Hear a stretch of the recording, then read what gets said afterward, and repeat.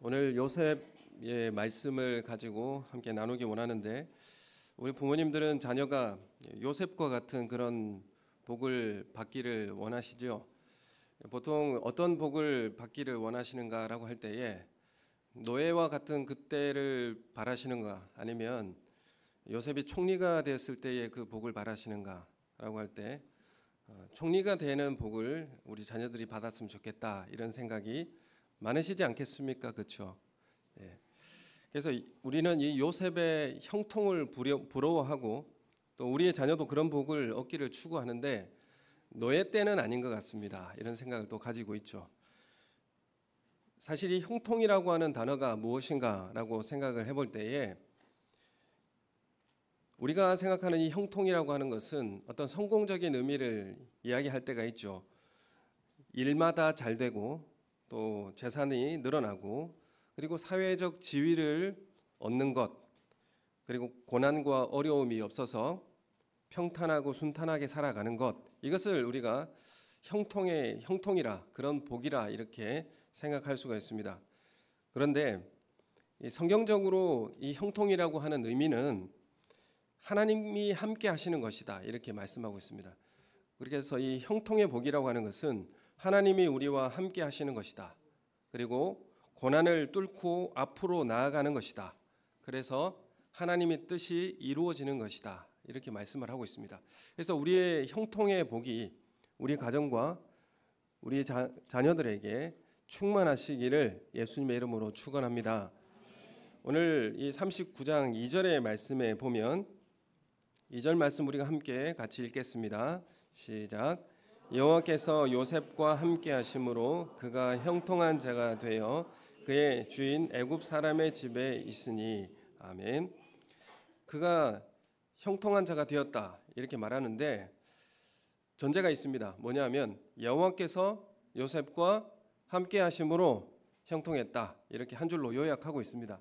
그리고 요셉에 관해서 형통의 단어를 한 2번 정도 이상 반복해서 말씀을 하고 있죠. 요셉은 형통한 사람이 맞습니까? 형들이 요셉을 죽이려고 할 때에, 노예로 팔려갈 때에 그때 하나님께서 함께 하셨는가 질문을 해봐야 합니다. 여러분, 우리가 고통의 그 길을 걸어갈 때 앞이 막막하고 아무것도 해결되는 일이 없고, 그리고 두려움과 위협이 우리 가운데 올 때, 그때도 우리는 하나님이 함께 하셨는가에 대한 질문을 하게 되죠. 우리가 생각하는 형통이라고 하는 것이 요셉이 팔려가기 전에 기적같이 어떤 일이 일어나서 구덩이에서 건져내어지는 그런 극적인 반전이 일어나야 그것을 하나님이 함께 하시는 형통이다, 이렇게 생각할 수 있습니다. 이것이 우리가 바라는 형통이 될 수 있는 것이죠. 요셉이 한 일은 보면 어떤 일을 하였는가? 억울한 감정을 토로하며 고통스럽게 자신의 삶을 살지 않았습니다. 요셉은 괴롭고 힘들었죠. 그리고 보디발의 집에서 그러나 노예로서 맡은 일을 충성을 다했습니다. 4절의 말씀에 보면, 우리 함께 같이 4절 말씀 읽겠습니다. 시작. 요셉이 그의 주인에게 은혜를 입어 섬김에 그가 요셉을 가정 총무로 삼고 자기의 소유를 다 그의 손에 위탁하니. 아멘. 그래서 요셉은 사실 보디발의 집에 노예로서 가정의 모든 허드렛 일을 다 맡아서 일을 했습니다.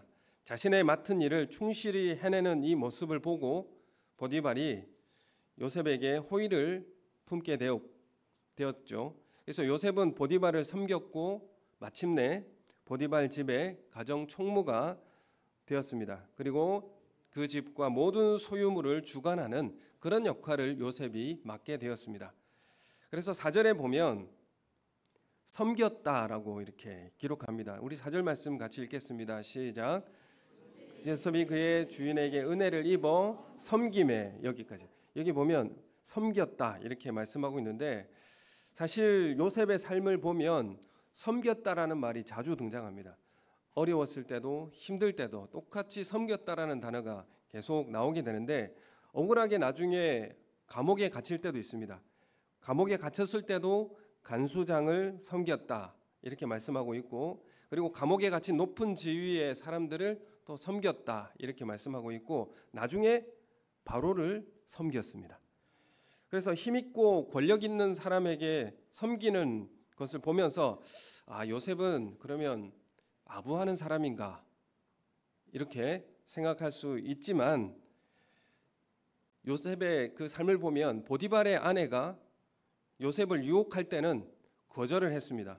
도리어 그 호의에 거절을 하고 감옥에 갇힌 것을 보면 요셉은 자신의 이익과 권력을 위해서 윗사람을 아부하거나 섬기는 것은 아니었습니다. 그래서 팔려온 이 노예 소년인 이 요셉이 하는 일은 어떤 일을 했을까요? 허드렛 일이나 그리고 힘을 써야 하는 단순한 그런 노동을 했어야만 했습니다. 그런데 이런 일들을 통해서 요셉은 사실 하나님을 증거했습니다. 이런 일을 통해서 하나님을 증거하게 된 것입니다. 3절의 말씀에 보면, 우리 다시 한번 3절 말씀 같이 읽겠습니다. 시작. 그의 주인이 여호와께서 그와 함께 하심을 보며 또 여호와께서 그의 범사에 형통하게 하심을 보았더라. 아멘. 이 보면 요셉이 한 일이 있죠. 허드렛 일을 하고 힘써야 하는 단순한 노동, 그런 일들을 했습니다. 그런데 그 주인이 하나님께서 그와 함께함을 보았다 이렇게 말씀하고 있고, 여호와께서 그의 범사에 형통하게 함을 보았다. 누가 보았다라는 겁니까? 그 주인 보디발이 하나님의 함께하심을 보았다 이렇게 기록을 2번이나 하고 있습니다. 그래서 노예 소년이 맡은 일에 열심히 하는 일을 모습을 보면서 하나님을 의식하게 된 것입니다. 하나님께서 계시는구나 라는 것을 보디발이 의식하게 된 것입니다. 하나님께서 요셉과 함께 하신다는 것을 사실 요셉이 입으로 말하는 것이 아니죠.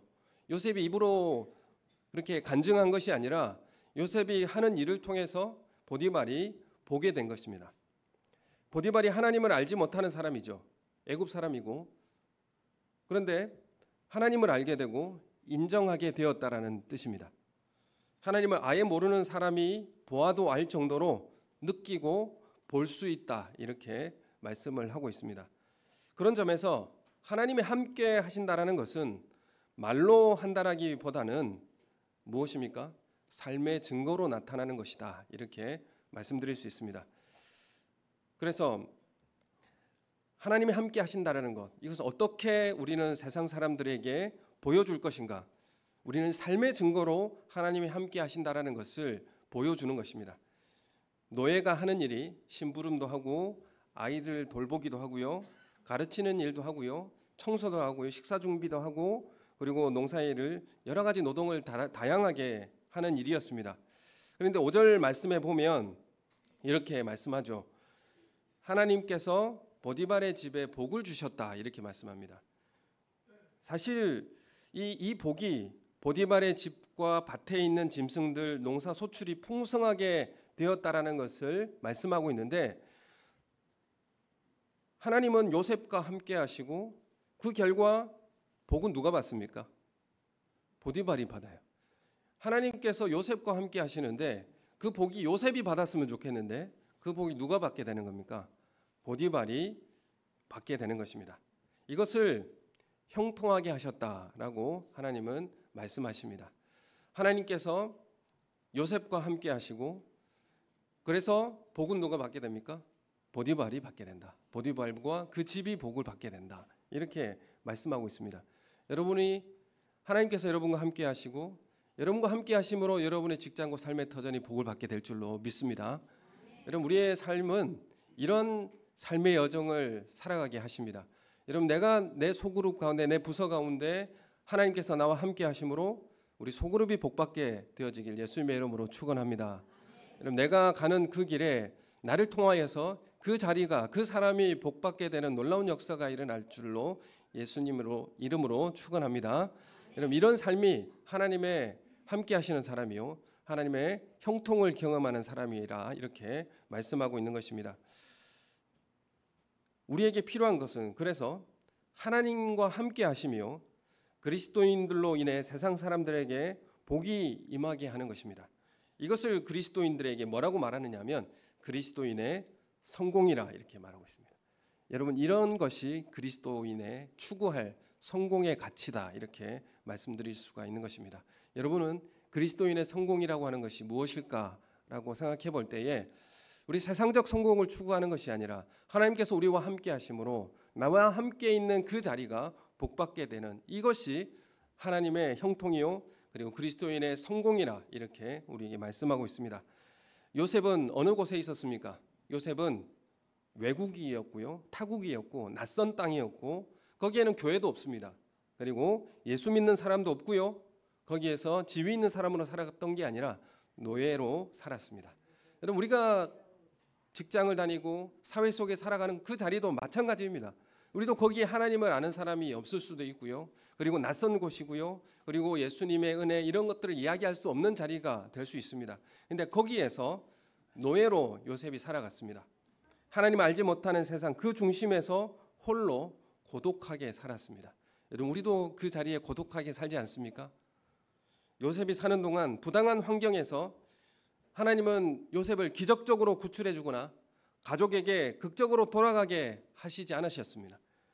그 세상 한가운데서 살아가게 하셨습니다. 여러분, 우리도 그 세상 한가운데서 우리를 살아가게 하십니다. 하나님이 함께 하심으로 그 세상 중심을 살아가게 하시는 것이죠. 그리고 그 삶을 통하여서 하나님을 보게 합니다. 내 삶을 통해서 하나님을 증거하게 하십니다. 이런 은혜가 우리 성도님들 가운데 함께 하시기를 예수님의 이름으로 축원합니다. 거기에는 특별한 기적이 나타난 것도 아니고요. 거기에는 어떤 요셉의 절절한 간증이 있는 것도 아니었습니다. 말로 하는 것이 아니었죠. 그 삶에 어떤 삶을 살아내느냐, 그걸 통하여서 하나님은 요셉을 형통케 하셨다 이렇게 말씀하고 있습니다. 성전도 없고 제사도 드릴 수 없는, 그래서 끌려가고 팔려간 그 땅에서 열심히 노예로 일하고 살았고 주인에게 인정받았습니다. 요셉은 애굽의 총리가 되어서 이방 여인, 그것도 누구랑 결혼했습니까? 이방 여인이기도 하고 태양신을 섬기던 제사장의 딸과 결혼했죠. 그런데 창세기는 이 아내의 신앙을 문제 삼지 않습니다. 요셉의 아내는 태양신 제사장, 그렇죠? 그 제사장의 딸이었습니다. 그런데 창세기에 보면 아내의 신앙을 문제 삼지 않습니다. 아들을 낳았을 때에 요셉은 히브리식 이름을 지어줍니다. 장남을 낳고 므낫세라고 이름을 지어주죠. 이 의미가 뭐냐면 하나님이 내 고난과 내 아버지의 집에 일을 잊어버리게 하셨다. 하나님께서 하셨다. 이렇게 주어와 동사하면 하나님께서 잊어버리게, 고통을 고난을 잊어버리게 하셨다. 그런 의미의 므낫세라고 짓습니다. 그리고 둘째를 에브라임이라고 짓습니다. 하나님이 나를 내가 수고한 땅에서 번성하게 하셨다. 이것도 주어 동사가 하나님께서 하셨다입니다. 그래서 요셉은 자녀를 낳고 자신이 믿고 의지하는 하나님을 주어로 하고 하나님이 하셨다라고 하는 하나님의 역사로 고백하고 있습니다. 애굽에서 요셉의 삶은 하나님을 이야기하지 않지만 하나님의 백성이 살아가는 그런 이야기를 우리에게 들려주고 있습니다. 이 요셉은 하나님을 의식하고 하나님께서 이 일을 하셨다라고 고백적 삶을 사실은 살고 있었던 것입니다. 우리가 그리스도인이라고 하는 증명은 기적이나 아니면 3대가 믿는 집안으로 그것으로 증명하지 않습니다. 요셉이 하는 일을 통해서 하나님을 증명하는 것입니다. 그 삶을 통해서 하나님을 보여주는 것입니다. 그 삶을 통해서 하나님을 증명하는 것입니다. 보디발의 아내가 유혹할 때 야망을 이룰 수 있는 좋은 기회를 삼을 수 있었지만 그렇게 삼지 않았습니다. 오히려 하나님 앞에 죄를 짓지 않겠다면서 유혹을 뿌리쳤습니다. 세상 속에서 세상 일에 열심히 충성스럽게 사는 것처럼 보였지만 누구보다도 더 하나님 얼굴 앞에서 하나님의 눈을 의식하며 그렇게 살아가는 삶의 모습이 요셉의 삶이었습니다. 그래서 하나님 앞에서 죄를 짓지 않겠다라고 하는 그런 하나님 앞에서의 삶을 철저하게 살아냈던 사람이 또한 요셉의 삶이었습니다. 그래서 총리와 같이 사회적 지위를 가진 영향력 있는 지위에 오르기를 우리가 또 원하기도 합니다마는 노예 시절 요셉은 거기서 자기가 맡은 소소한 일을 충성스럽게 일하고 하나님의 함께 하심을 증명했습니다. 또 총리가 되어서도 그 맡은 일에 충성스럽게 함으로 하나님을 증거한 것입니다. 여러분 교회에서도 마찬가지죠. 직분이 없고 또 허드렛 일을 교회에서 보이지 않는 곳에서 그렇게 한다고 할지라도 그 맡은 일에 충성스럽게 일함으로 하나님을 증명할 수 있습니다. 아니면 교회의 중심 직분을 맡으면서도 그 일에 맡은 일에 충성스럽게 함으로 그 하나님을 증거하는 것입니다. 그래서 어떤 지위와 직분이 중요한 게 아니죠. 그 맡은 곳에서 얼마나 충성스럽게 일하고 하나님을 함께 하심을 증언하느냐, 이것이 중요한 문제입니다. 그래서 총리의 지위가 하나님의 영광을 드러내는 것이 아니죠. 목사가 되면 하나님의 영광을 드러냅니까? 그렇지 않습니다. 어떤 중요한 직분에 있으면 하나님의 영광을 드러냅니까? 아닙니다. 그 자리에서 어떤 일을 한 것이 하나님의 뜻을 이루고 하나님을 영화롭게 하느냐의 문제인 것입니다. 내가 서 있는 그 자리에서 얼마만큼 하나님 앞에서의 하나님 함께 하심을 삶을 통하여서 충실하게 일하고 있는가, 그것이 더 중요한 문제입니다. 노예로 있을 때도, 감옥의 죄수로 있을 때도, 총리가 되었을 때도 요셉의 충성된 일을 통해서 다른 이웃들이 살아나고 복이 임하는 이 하나님의 구원의 역사가 일어났습니다. 우리가 그 자리에서 충성되게 일하는 것을 통하여서 이웃이 살아나고 복이 임하는 그런 하나님의 구원의 역사가 우리의 삶 속에서도 일어나기를 예수님의 이름으로 축원합니다. 그리스도인의 형통이 총리인가 노예인가로 그렇게 결정되지 않습니다. 대기업에 들어갔거나 의사가 되거나 판사가 되거나 영향력 있는 지위에 올랐느냐로 사실 결정되지 않습니다. 영향력 있는 위치가 되면 하나님의 형통과 하나님의 영광을 드러낼 수 있다라고 생각하지만 그렇지 않습니다. 영향력 있는 위치가 따로 있는 것이 아니라 어디에 있든지 영향력 있는 사람이 되는 것입니다. 여러분 어느 자리에 있든지 하나님의 함께 하심을 드러내는 영향력 있는 사람이 되시기를 예수님의 이름으로 축원합니다. 하나님과 함께 하는 사람이 영향력 있는 사람입니다. 여러분 믿습니까? 여러분 하나님과 함께 하는 사람, 하나님의 눈앞에서 하나님의 얼굴 앞에서 행하는 충실되게 충성되게 일하는 사람이 영향력 있는 사람이 될 줄로 믿습니다. 하나님과 함께하는 사람은 그가 성실하게 함으로 다른 사람들을 복되게 하는 일을 합니다.